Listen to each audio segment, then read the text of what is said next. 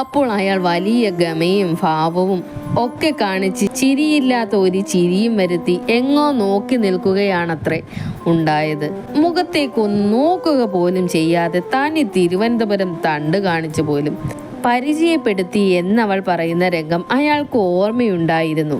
തുടർന്ന് പറയുന്ന കാര്യങ്ങൾ ശരിയല്ലെങ്കിലും ന്യൂഡൽഹിയിൽ നടക്കുന്ന അന്തർ സർവകലാശാല യുവജനോത്സവത്തിലേക്കുള്ള യൂണിവേഴ്സിറ്റി കലാസംഘത്തിന് മലയാളം വകുപ്പിൽ വെച്ച് പരിശീലനം നൽകുന്നുണ്ടായിരുന്നു.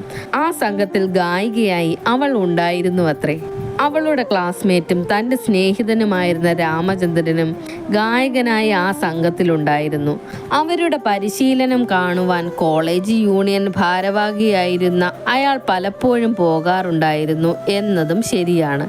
അപ്പോൾ കുറേ അധികം പെൺകുട്ടികൾ ഉണ്ടായിരുന്ന ആ സംഘത്തിലെ ഈ അംഗത്തെയും രാമചന്ദ്രൻ പരിചയപ്പെടുത്തിയിട്ടുണ്ടാവാം. അന്ന് കമ്മ്യൂണിസം എന്ന മധുര മനോഹര സങ്കല്പം അല്ലാതെ യാതൊരു മൃദുല ഭാവവും മനസ്സിലുണ്ടാകരുതെന്ന് കർശനമായി സ്വയം നിർദ്ദേശിച്ചിരുന്ന അയാൾ അവരെ പൊതുവായി നോക്കി പല്ലിളിക്കുകയല്ലാതെ ആരെയും പ്രത്യേകമായി ശ്രദ്ധിച്ചിരുന്നില്ല എന്നത് മാത്രമായിരുന്നു സത്യം.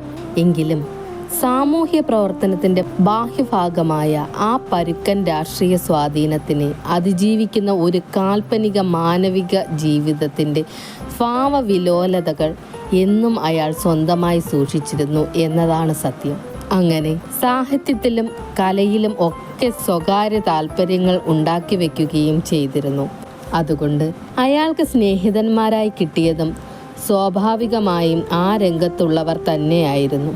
ഇന്ന് പ്രശസ്ത ചിത്രകാരനായി അറിയപ്പെടുന്ന എ രാമചന്ദ്രൻ അന്ന് ഒരു സാഹിത്യ വിദ്യാർത്ഥിയും സംഗീതം ശാസ്ത്രീയമായി തന്നെ പഠിച്ച ഗായകനുമായിരുന്നു.